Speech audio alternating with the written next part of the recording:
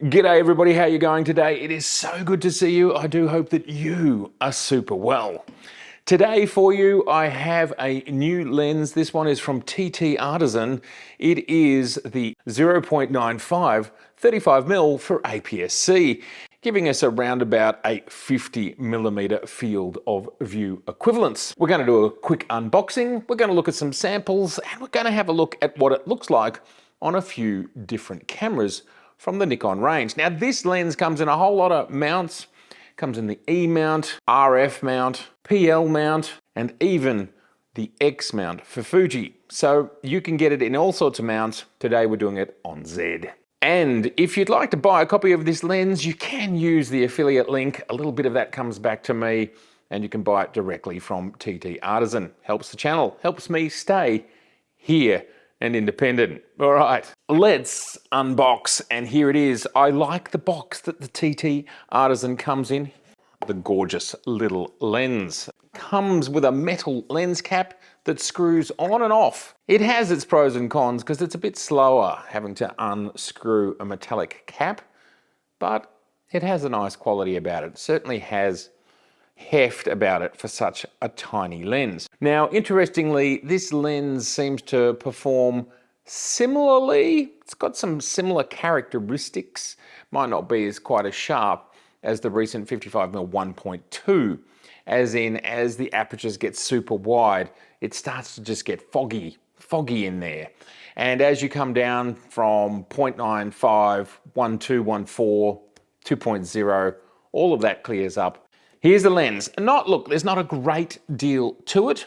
I love the way that it looks. What we'll do is we'll mount it on perhaps one of the most good looking cameras to mount it on, and that is a ZFC. Looking absolutely lovely on the black and silver ZFC. It's got a good amount of resistance. It's the right amount of resistance from my perspective for a manual lens. And it's got a pretty big throw. And then right on the front here, we have our aperture, and that is giving us our 0.95, there's our 0.95, all the way around to f16. That should get you there, that should get you done. And in this day and age, well, we're diffracting at that point in time, so the lens will start to go soft again. Anyway, so there it is. I think that looks really nice, and it looks absolutely the tradition of what this ZFC camera is all about. I think that right there is a really nice view. Feels good. I like the way it looks, aesthetically good.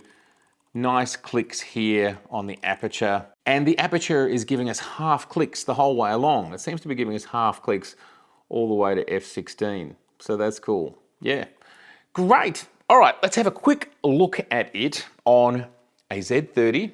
And again, I think that looks pretty cool. Very compact. That's a good looking unit. And as a lot of people talk about when they're using these sorts of cameras, smaller cameras, they want something that's quite stealthy, and they want something that for, say, street photography, or they're wanting it to be not too large. You know, some people kind of get a bit scared when you get a large full-bodied camera coming at them. Now, what's interesting is the Z30 is so light, but this lens is got quite a lot of heft to it. I can actually feel it dragging that way. So that's interesting how heavy it is comparatively. Take it off, and yeah, there is not a lot of weight in that camera. And yeah, that is how much it weighs.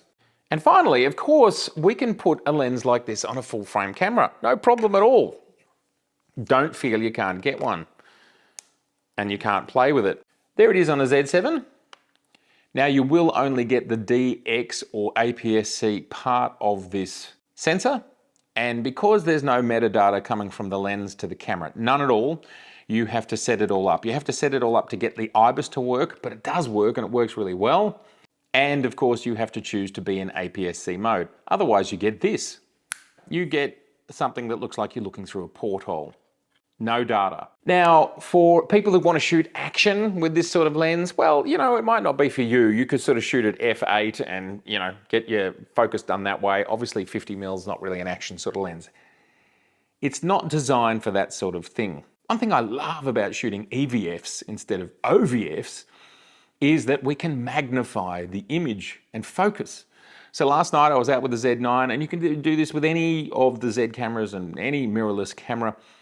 And you punch right into the pixel level and you can see critical focus. You can see exactly what the lens is doing. So you can get it perfectly in focus and then take your shot. This is something extraordinarily difficult to do on a DSLR. So it kind of makes lenses like this and vintage lenses actually more useful than they were in the DSLR days, especially if you're wanting to shoot them wide open. No, it doesn't even have to be fully wide open. Like this thing, the depth of field doesn't change that much between 0.95 and f2, for example. So anywhere in there, you really need that assistance. And I find that focused peaking, getting the colors to show you the contrast, not always accurate, and especially in low light conditions where I like to shoot, it's not the best way of doing things. So I just literally magnify the EVF, and in the case of on these cameras, you just literally use the plus and minus here on the bottom and off you go, and you're getting zoomed in, take a shot, everything reverts, done. Absolutely fantastic. Alrighty, what we're going to do now is look at some images from the 35mm. This is the TTArtisan. Now, we can't see it in the metadata because, of course, it doesn't come across. But for these shots, I thought I'd put it on the ZFC. So there it is there. You can see here that none of these shots have had any adjustment. Now, because there's no metadata, you might ask, how do I know what's going on? Well, I decided to come up with these hand signals. That there is a 0, meaning 0.95. That there is 1, meaning 1.4. That there is a 2, meaning 2.0. And this here, well, I don't have 8 fingers, but that is representing 2.8.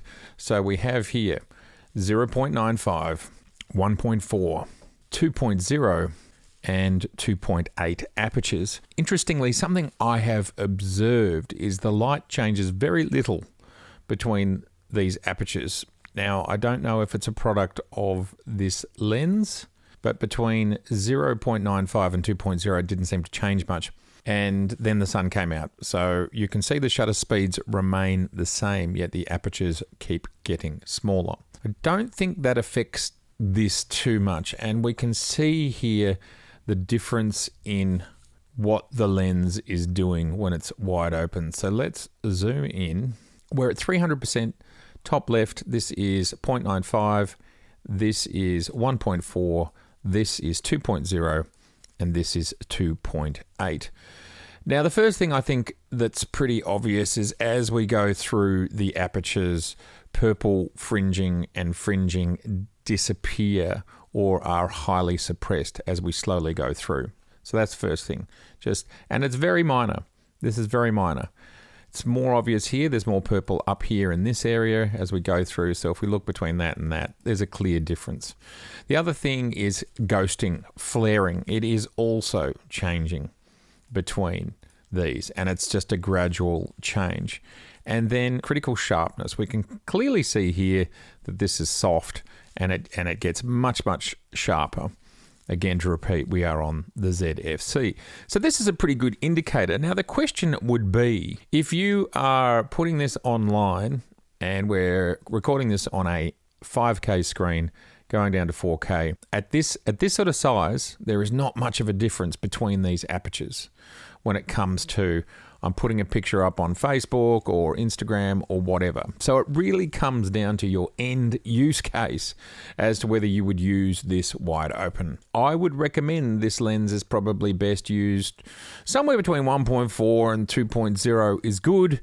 And then we can see by the time we get between 2.0 and 2.8, it becomes really good.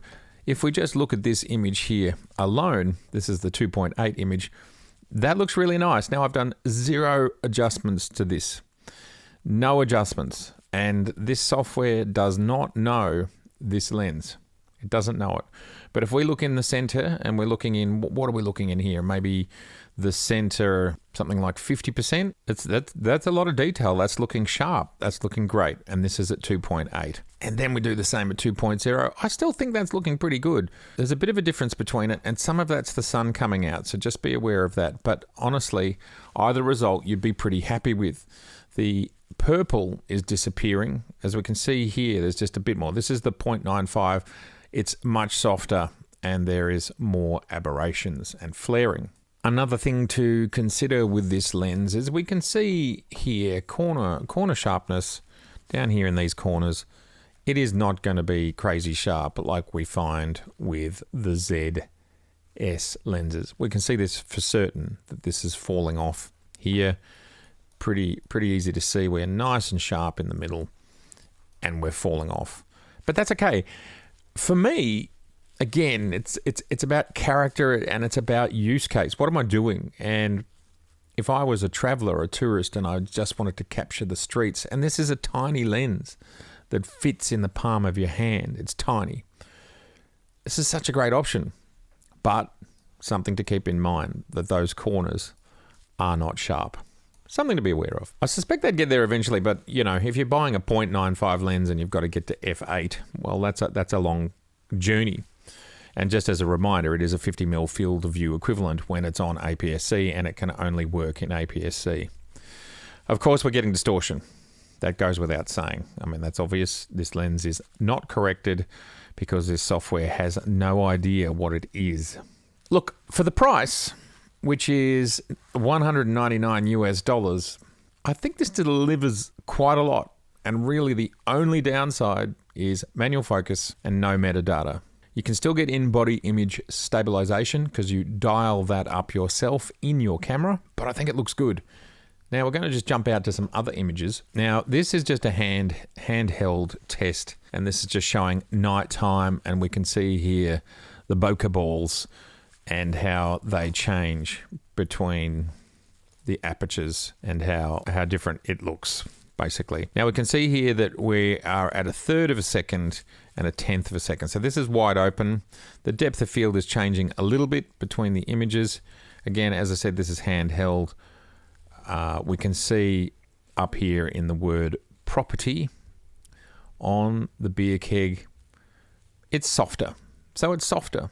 Color rendition is similar, and we can see here just how different what happens when you stop down that aperture. It's an interesting lens. You know, you get some fun results. The fact that those bokeh balls change so much between wide open and 2.0, we can definitely see we've still got plenty of fringing going on, but again, that's diminishing as we close down the aperture. This is handheld on a Z9 at 1/3 of a second. So it really is a low light monster. These two things coupled together, it's giving you a great outcome.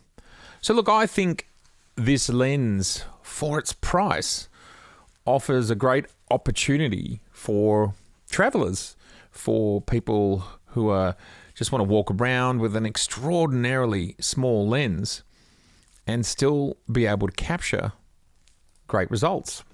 This is 1/3 of a second handheld. I don't think the stabilization held together on this shot, so I think it's slightly wobbly. I'm pretty excited by what I'm seeing here out of this lens, handheld. This is probably the most interesting example of how when you're wide open, it's this flaring. You can see this flaring and ghosting occurs. And this is 0.95 at the bottom, and this is 2.0 at the top, which doesn't happen in all light conditions. And it might be a bit to do with light bouncing around inside the lens. I'm not sure if anybody knows why this flaring and ghosting, fogging is a little bit variable. Please let me know, because here in these images, we don't see it. It just simply doesn't happen. And I think that's to do with where the light is. Another image at 0.95 handheld. Yeah, it is a little bit soft. This is 1/13 of a second. Critical focus was here on this bin. This is on the Z9, just using the DX part of that lens. And to contrast this 35mm APS-C lens, and if we're to think about the S lenses and what they do, and then to think about the 1.8 and the 1.2 S lenses, both of those classes of lens, the 1.8 and 1.2 from Nikon Z mount, they are sharp in the corners, even wide open. So this is sort of the generational jump that's gone on between even F mount lenses. Most of them weren't as good as the Z lenses. The new 105 1.4 for f-mount, that's a great lens, and I believe a lot of Z technology exists in that lens because it came out closest to the Z mount being released, just 2 or 3 years. But you pay for it, $199 versus, well, you can go as far as, what is it, $2,799 for the 85 1.2. I think the 50mm 1.2 is near or around the $2,000 US mark at the moment. So sure, 10 times the price. And this is what it takes when you are on the bleeding edge and you just want to eke out every last metric and bring it as close to perfection as possible. This is what it takes. It takes a big effort, and you're doing this with all of the electronics as well. Autofocus, aperture, metadata.